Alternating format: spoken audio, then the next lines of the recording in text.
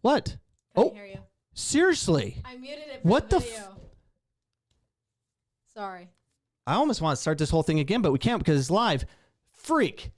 Anyways, well, and we did a whole we did a whole broadcast already. Like, we prepared to make sure this is perfect, and it's been a complete, utter disaster. Okay, we'll start over. A parent in USYS parenting coaching course. You can get your A license in being a parent, so you're official on the sideline with an A license. You're gonna have to show your card. I'm approved to be on the sideline because I'm worthy, because I have an A license. Kind of like having an A license coach. You can play in certain leagues. So USYS found a way to do that to make money. They say it's free. It's not. Soccer mom loses it. Dakota scores 2 goals in beautiful Utah and has an assist. We have video. We're going to show you that. And we have a rules, know your rules segment. And where's my ACL segment? I'm excited about that one. And mainly because we're going to get to the bottom of why the girls' game is #1 in concussions. That makes no sense. We're going to talk about that. But first, Ryan, how are you doing? How's GCU? Oh, You're so white. Yeah, because I have to have this out. Shoot, you're canceled. I got it. There we go. There. It's going good. Oh, okay. Just good? Yep. All right. Well, and apparently you don't have a job. I do not have a job after tomorrow. All right. Well, welcome to unemployment. Make sure you get your unemployment Biden checks. Unemployment. Yeah. I haven't even thought about. Well, do you get it if you quit? They don't know that. Wait. What's the difference if someone that refuses to work because they get checks from Biden and then Because they may have gotten fired or laid off. You know, in the first place. if everyone just stops working, the world will come to an end. We'll all die. I could have just We need not gone things. to work and then I would have gotten fired. So it's like, what was that? Yeah, that was whatever. Let's get on with the show. So we have USYS. It offers a free parenting education. Oh, how wonderful they are. Is it free? So I went to their website and I said, oh, it's free. So I clicked on it and it's like a 7-day trial. BS. Saved 7-day trial. Then you're going to be paying money. Oh, it's only $2.99 a month. That's how they set you up, by the way. You can become a parent certified, and eventually you can be an A licensed parent. You have access to the successful soccer parenting course, plus hundreds of articles, interviews, additional courses. That's how they're going to get you a community forum. So you can not only fight on the sideline, but you can also fight online like we already do. All created specifically for you, the youth soccer parent. It's very exciting, Ryan. But you know what's going to happen? It's going to be mandated and required in order to watch your kids. Kind of like what USYS and governing soccer organizations to make sure the elite is elite. Sorry, you can't play in this league. You don't have the right number of A licensed coaches because you don't have 3 A licensed coaches in your club and your DOC is an A licensed coach. And you don't have 50% of your parents, at least with a C license, you can't participate. So this is what they're doing. They're creating separation of who's better, who deserves more, those that have license. You know how I know a licensed parent is better than an unlicensed parent, Ryan? How? Just look at the coaches. Look at the A licensed coaches. They are far superior than an unlicensed coach. That's how I know. You can tell. If you see an A licensed coach, they just behave differently. Their chest is, it's probably not appropriate if it's female. They just kind of stand erect. Posture? They posture up No, but I'm A licensed. I paid $32,000 to get the license, and I'm still taking licensing programs. I'm going to get my master's level in coaching. And that's how I know they're better. And that's why it should work. And then parents will just change. They will absolutely change because an unlicensed person is useless because it's all about what letter we can give you or what acronym of the league you play in. Preach. Letters matter in youth soccer. So now I do believe in education. I believe in YouTube education. Just type in, I'll save you lots of money, parents and coaches. Type in how not to suck as a soccer sideline parent. YouTube will tell you how not to suck as a soccer coach. YouTube will tell you. I'll tell you. I'm telling you right now.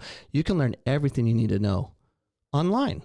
But we do not need parent education. Everything is just fine. See? They're fine. That was quick to the point. We're fine. Is everything fine? What do you suggest we do? I heard rumors that they're, even at ASA, they're talking about finding coaches and administrators if they can't control their parents. I'm not opposed to it. Are you? Comment, let me know if you think that's the way we should go. Or comment, give us a suggestion. How do we control the sidelines? How do we get parents from stop behaving like a crazy person? One problem is that soccer moms feel that their children can't suffer or get hurt. So they have to have outrage at the soccer field because that's my child. Here's a video of a soccer mom losing it. Seriously, that's my No, son. I just asked you to watch Get him the off the language out field. here. Okay, because your coach has been watching it. Yeah. Use No, your I'm hands, saying it's official. okay. Use your hands. They're not calling it. It's okay. I was, You gotta get that kid off the field. Number 9, the one that's been throwing with him the whole time. Number 9. Get number 9 off the field. He was using his hands. This is soccer. You should have your hands behind your back like you're trying to block something in a penalty kick or penalty area so you don't get a PK against you. That lady's crazy. She doesn't know the rules, and hence she has outrage, and she doesn't know the rules of life. How dare you put your child in a U10 boys game and have them be pushed around and bullied on the soccer field? You better protect your children because it will develop the best in our younger generation to help take care of us elderly, as we hand off the earth to these little, what are they called, Ryan? The ones that are the outrage woke nut jobs coming up. I don't know. What are you, a millennial? Oh, Gen Z. Gen Z? You're a millennial. I'm a millennial? You're a millennial. I don't even know what I am. But yeah, Gen Z, that's appropriate, Oh, can they say Z? Okay, you need a dictionary to hang out with that group. I don't even know what's allowed to say. But it's okay to let your kids fail. It's called life. So as parents, we need to teach our children how to deal with failure and give them healthy options versus it's the coach's fault. It's the official's fault. Well, let's assume it's the coach's fault. It doesn't matter if it's the coach's fault. It really doesn't. Change the focus to oneself and have your child train on their own. Convince them you need to get better. Change the narrative. It can't just be, it's the referee's fault. It's the coach's fault. How about do extra work that others won't? But no one's going to do that because that requires effort. And you don't want to do that. It's easier to go on Facebook and Twitter and say, my coach sucks, or tell them to their face or have some mom or dad, you do it, or move you to another team. If you give your kids options like, hey, you know what? Let's work on your first touch. Your first touch, you lost the ball like 10 times. Yes, the coach took you out. Well, mainly probably because you lost the ball, 50% of the time. Use math, do those things to really help them prepare differently versus have outrage and anger and let it fester, and then it takes over your whole body. And then next thing you know, you're a psychopath screaming on the soccer sideline, don't touch my son, number 9, get number 9 off, kind of mom. So sing it, my brother. That's right. Blame. So the alternative is this. So if you don't give your children options to rethink how you do things, it's okay to fail. It's okay to, like Jack, who got a red card. He didn't get a red card, but the referee wrote up the report and gave it to the wrong number, which happened to be his. And, Jack was upset, but I used it as a teaching moment to say, hey, it's not a big deal. How about let's learn from this and be the best player on your team on the sideline. So he's helping coaching, he's cheering his team. He got better as a human being, as a player, as a teammate. That's what you should do as a parent versus what a lot of parents would do. They would literally go to some administrator's house or find the referee on Facebook and message him and say we're threatening his life and stuff like that. How dare you? that's just too much outrage and anger, and no one has time for that. You just need to look into the mirror, my friends. Just look into the mirror and say, what can I do? Not what can I make them do. Now, I'm not saying you shouldn't be in a situation of protecting your child from an abusive coach or anything like that. But if you're always trying to look for the super coach that's going to make your child go D1 or pro or whatever, you're not going to find them. Because the best coach for your child in the game of soccer is you, the parent. You're the best coach possible. You can teach your child work ethic. You can get them to find ways to get repetition over time if you can help them understand the importance of that. But, that's what I do. Versus trying to find a coach, you'll spend your rest of your child's youth career on different teams. And you see it. Comment, let me know. Do you not see it? Do you not see kids move to another club every year because they've been bought and sold by MLS Next, DA? They play on AZD, QRST league. So I'm going to go there, whatever. I don't know. It's on you. It's on you, the parent, really, and genetics. Now, I'm not saying you shouldn't pull your kid from a coach or a team, depending on the situation. All I'm saying is you're far better redirecting your son or daughter's failures or shortcomings internally. Give them outlets, give them hope, give them something other than blaming. If you do that, you will develop their minds into that of a critical thinker, into someone that can solve emotional tough problems. That is healthy. That's how you can develop your son or daughter into a warrior, a machine that can handle the many difficulties of this life that we live in. Because if you don't, you're going to send your child into a very, very dangerous world as a weak human being, and they won't survive. They'll be living in their bedroom in your house forever. It will happen that way. Do you want your child to be angry all the time? It's not healthy. We've all been there. Living that life of anger through constant hate towards something you can't control, because you cannot control others unless you live in Australia or Canada or some crazy place that they want to tell you what to do. But in America, you really can't control them. Plus, we have guns. You'll get shot. Something will happen. I said something inappropriate. It's not scripted, and I went off script. I'm going to get in trouble, Ryan. Keep me on script. I know some of you... Yeah, whoa. I know some of you would like to, but let's just stick to the notion that you're not able to force people to do what you want them to do, but you can control you, how you think and what you do. How you think is what brings joy in your life. You, the parent, has a real opportunity to help true development of dealing with tough situations, perceived failures. Your child won't learn any emotional mental training at government-funded schools. At school, you won't learn how to breathe or how to control your emotions, meditation techniques to deal with the stresses of life. So it's imperative you, the parent or parents, teach your children how to survive this world before it's too late. Your physical and mental health matters, so learn it, practice it, and then teach it to your loved ones, because if you don't, you're going to have one of these. Spacebar. Or wait. S. What happened? What is it? The last time I hit S, it said, "Sing it, my brother." Oh, So. it was a good one. It's hard to run the show on a low budget of pay nothing.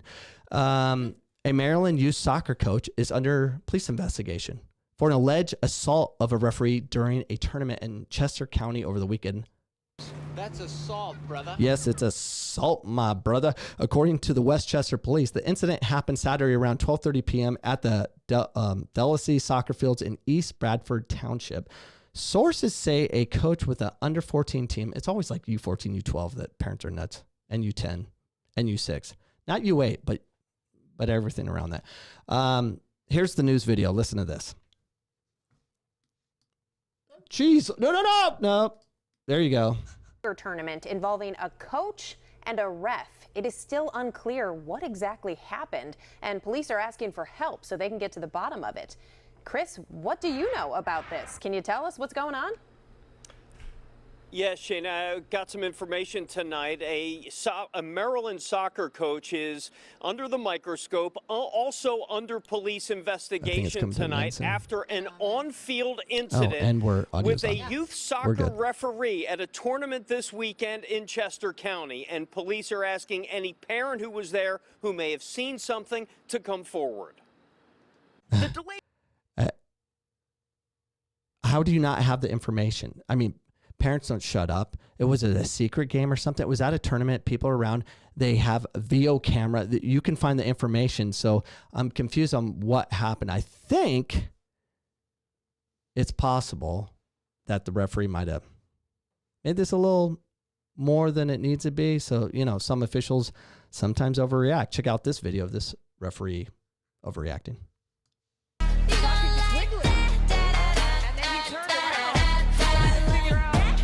Get out of here. Yeah. Now that if a female touched me in public like that in any way, I'd throw her out too. There's no way I'm getting Me Too'd, because if he didn't throw her out for inappropriately touching him and he was cool with it because he liked it, he'd be Me Too'd and fired. He wouldn't have a job. He probably freaked out. Don't touch me. I'm not going down. Different problem. Dakota on happier news. Let's get to happy times. Dakota is playing soccer again. Yay for the Madison Dragons. It's a women's team in BYU, Idaho. I'm so glad she's playing again. And this is very important to me because she had to go. She went to Seattle U. COVID hit. It wasn't that fun for her because it becomes more work and, you know, run, break your leg kind of thing. Oh, they actually had broken legs in that crazy game, which we'll talk about in the ACL segment. What's it called? Where's my ACL? Yeah, where is it? Somewhere. Oh, in Chop City in Seattle. She's playing the game. She loves the game, and I love the fact that she would go play futsal with, you know, co-ed teams.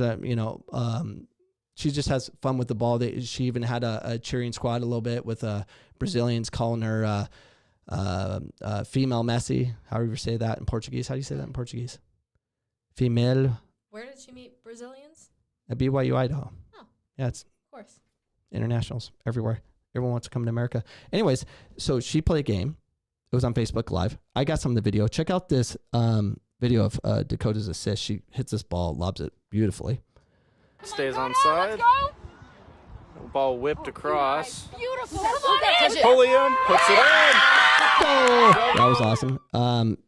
And then Dakota had a goal. It was like 2 yards. Yeah. She dribbles like 3-4 people. Come on, guys. Come on, Dragons get through. Here comes Stevie. The goal, and there's another goal for the Dragons. Suck Dragons up. Who are they playing? SU? No. UVU. Utah Valley. Yeah, you suck. UVU. You give them Take that. a dragon cheer for that? Oh, yeah. So Dragons, you know, like bears, it's like raw. Dragons, it's like with your nose spreading COVID all over the mic. So everyone, let's do the dragon cheer. Support Dakota and her Dragons. What a weird name. Anyways, Dakota's second goal. Hold on. So Dakota's second goal, I didn't get the I didn't clip enough of it. But she received the ball in the defensive half, serves the ball onto a breakaway. Then it got crossed in. She got it, made the simple pass, shot, or they shot. She got the rebound. She looked amazing. Check this out. Ball through. One more. Good play from the keeper. Shot and a goal. Golazo, Dakota. Now, I can't make the noise like you can. wow. Yeah. There it is. Now I run just breathing through my nose, in and out. Everyone's like, you got to breathe in and out through the mouth. No. Oh, you don't breathe out through the mouth? No. Oh. I try to avoid it. The Why? mouth is meant for only a few things. Food intake, kissing your mother, and this podcast. That's it. Rest is nose. That's what I do. So as I was watching this game on Facebook Live, back to Cody a little bit. Cody keeps playing because she loves the game, because I did one thing that every parent should push for, every coach should push for, is make sure they fall in love with the ball. I force that upon her and every player. God, you did everything right. Wow. That was kind of like mean. Are you being mean girl, mean sister? Joking. Man, that was mean, Ryan. Oh my gosh. We should have a conversation about that. But How dare you? I turned her onto the ball, which was a lot of work, a lot of effort, and a lot of fun once you learn it. And if you're able to be comfortable with the ball, you can love the game for a lifetime. That should be your goal as a parent, coach, club, state association. Get the players to love the game. And how you get them to love the game is that you have to put them through a lot of suffrage of ball manipulation to the point that they'll fall in love with the ball. And you got to do it early. It's very important. And then they'll play forever. And that's what we want. That's what we need. Love the game forever. But as I was watching this game on Facebook Live, I saw a Utah Valley player on a breakaway, and the defender for the Dragons makes a typical female soccer tackle, which brings up today's segment of Know Your Rules. Learn your rules. You better learn your rules. If you don't, you'll be eaten in your sleep. So there's a lot to discuss on this video, but let's go ahead and watch it first, and then we'll discuss it. She's on. Comes UVU. Good play, good play. That's a foul. It's a foul. That was totally fine. It's not a foul. Play on, the referee says. Play on. Now, should have been a foul. It was a foul. What do you think? Comment. Let me know. Not sure? I think it was a foul. I'm pretty sure it was a foul. And we'll show you a zoomed up version of that soon. But why is it? Why is the female game called differently than the boys game? Why isn't that a foul? And if it's a foul, it's a last man foul, and that's a red card, right? Well, maybe not. So in this case, no. But I could be wrong. Comment. Let me know. Because of the double jeopardy rule, I think came out in 2017. The law gives more options to the officials. Like they need more to think about. It's hard enough to referee a game. It's a yellow card when a player is denied a clear scoring opportunity. So double jeopardy means if they can award a PK, we'll just give them a yellow. Okay. Can you get a PK and a red card? Well, double jeopardy says no, but if it's violent, like you get punched in the face or something or cleats up and you break someone's legs or something like that, you can give red a PK. So it just gives the referees more options, which I do like versus being forced to just, last minute, sorry. Even if it's a little kind of pull the shirt or something like that, or just an incidental foul, which typically is a yellow, that was pretty violent, probably yellow, but you're not forced to give a red, and that's what that rule's for. Does that make sense? Do you understand? Do you disagree? Let me know. That'd be awesome if people let me know anything, but it makes it better, because before the double jeopardy law, the PK and a red card, I mean, that is horrible. And how do you bounce back from that? Example, Phoenix College in 2019 was at Yavapai, and first 3 minutes, Yavapai gets on a breakaway, and our center back, a little tug of the shirt, the Yavapai player went straight down in the box, last man fell. He dove, but shouldn't tug the jersey, but he did. And it was a PK red card, and we were down a man in the first 2 minutes of the game, 1-0. And we ended up losing 3-1. It just made it very difficult to deal with. But playing 11v11, we played them again. We beat them 5-0, handing them their worst loss in history. And today, to this date, it's still the worst loss in history. Having said that, we play on Tuesday, Phoenix College versus Yavapai. The largest crowd ever in the United States for the NJCAA resides at Phoenix College in 2016, 17? think 17. Anyways, we had nearly 4,000 fans for a junior college game, mainly because it's Yavapai versus PC, and it's a sweet rivalry. There's movies on it and all that stuff, homemade movies. It has a great tradition between the two teams. We play Tuesday, 7 p.m., and it's a Excel Soccer Academy night where it's only $1 for them. Anyone wearing an ESA shirt, hat, anything, jersey, you're in for $1. But that game is coming on Tuesday, which could be awesome. And then on Saturday, we're playing Glendale Community College, and the women's team's getting their national championship rings. And I saw my ring, Ryan. It's huge. It's like, I thought you already got a ring. like my wedding ring? What are you talking No, I about? thought you already got the ring for the PC girls winning No, thing. Saturday. Is Yep. it for that? Yep. Okay. And I got the biggest ring ever. If you ever win a national title, get the biggest ring possible. Did you have a choice? Yeah, they asked for ring size, and I'm like 16, whatever the biggest one it was. So when you're saying big, you mean it's going to be too big to fit on your finger? Oh, it won't fit on my fingers. I'm not going to ever What is wear this, a national 16? championship I'm ring. like a 3. It's like a trophy thing. I'm going to put it right here. I'm just I'm thinking, going to like, put it on my shelf here. If And it's my gonna finger is a 4, what does a 16 look like is all I'm thinking. It's huge. Okay.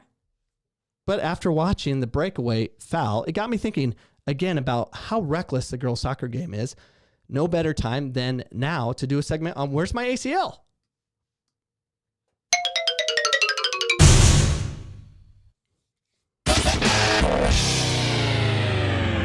Where's my ACL?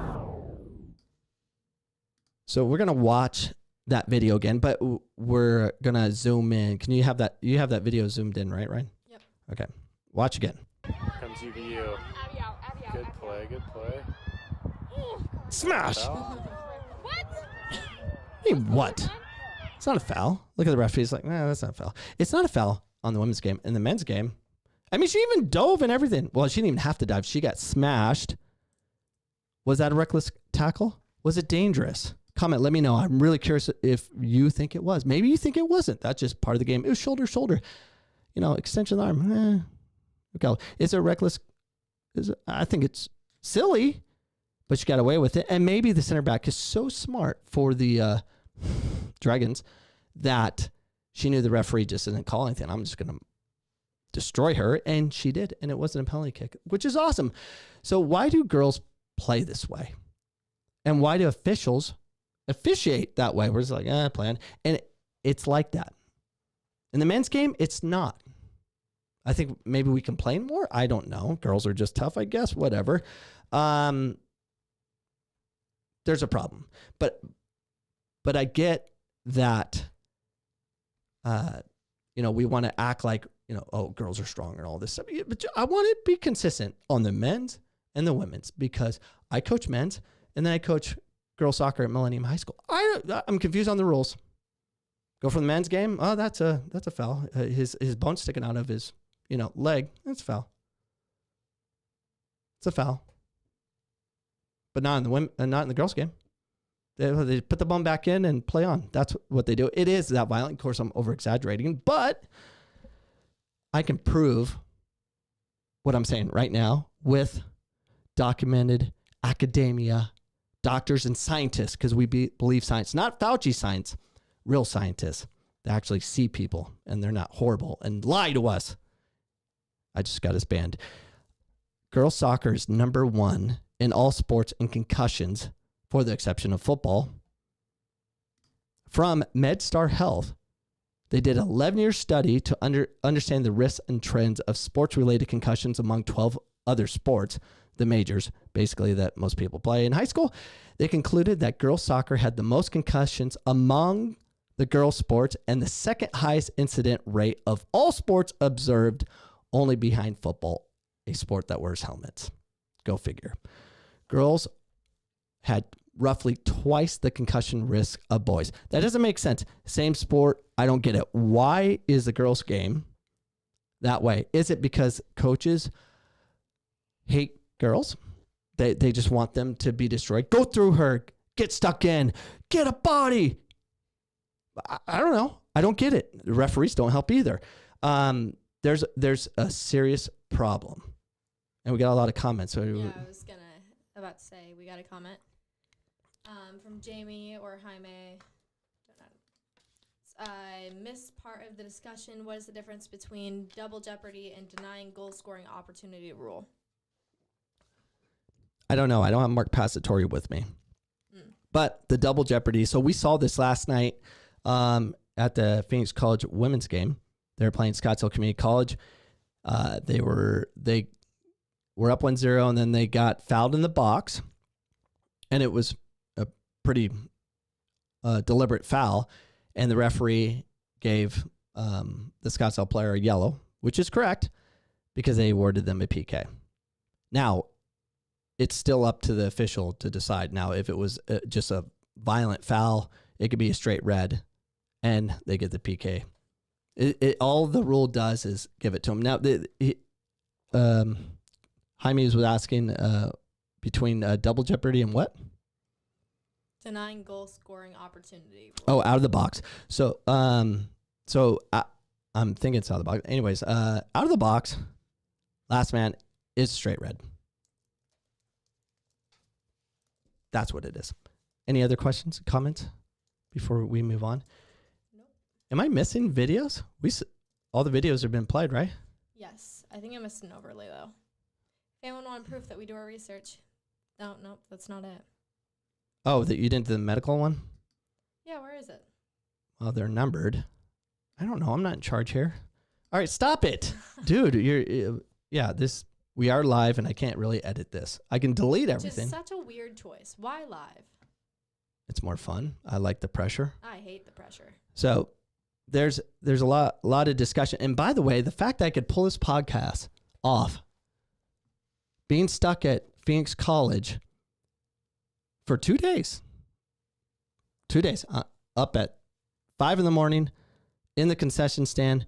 Couldn't leave except to urinate. And I put this podcast together. And I didn't get home until like 5. I've had a bowl of rice. I'm starving. Me too. But I'm still like gaining weight. I don't get it. Sucks. For me, it's the opposite. No, it's more of I got to be more consistent and stay away from dairy because it's an issue. But that's tonight's podcast. I'm just glad I got it done, and we'll be back next Sunday, which is very exciting. And we're I'm excited about next Sunday because we're getting a teleprompter, so I can see it. So it looks like I'm not reading. It's gonna be in front, and it's gonna go up and down. I don't know. We're going to try something. It's going to be awesome. Thank you for tuning in. I hope you enjoyed the show. Special thanks. Oh, and we're going to be able to accept donations next week as well. You can just give a $5 donation, and all donations will be going to the foundation to help soccer players at Phoenix College. Doesn't matter. It's so made up. Well, it's not. I'm sure it's not. It's MCCCD Foundation going to Phoenix College, where I can actually help out dreamers, DACA students, because that's what I do, because I'm awesome and I care, and I want to just let you know that so I feel better about myself. I'm so selfish. I hope you enjoyed tonight's podcast, and please tune into our daily podcast where I cut up this podcast 10 different ways, Monday through Friday, about youth soccer development with parents and coaches. You can find us on iHeartRadio, Google Play, iTunes, or wherever else podcasts are found, or go to CoachCameron.com, which I do not update, so don't go there. And we'll see you next Sunday, 7 p.m. Mountain Standard Time. Thank you, Ryan. You're welcome. And we're out.